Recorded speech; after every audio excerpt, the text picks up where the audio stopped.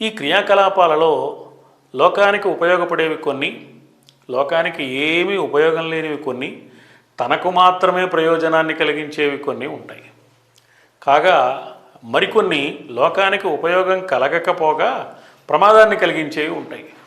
మరికొన్ని తాత్కాలికంగా లోకానికి ప్రమాదాన్ని కలిగించేట్టుగా ఉన్నా చివరికి తనకు కూడా నష్టాన్నే కలిగించేవి, తన పతనానికి కారణమయ్యేవిగా ఉంటాయి. మానవుడి ప్రవర్తనలో ఇన్ని రకాల దశలు మనకు కనపడుతున్నాయి. ఈ కనపడుతున్న దశలన్నింటినీ పరిశీలించి వ్యాసమహర్షి మానవ జాతికి అనుగ్రహించిన మహేతిహాసం మహాభారతం.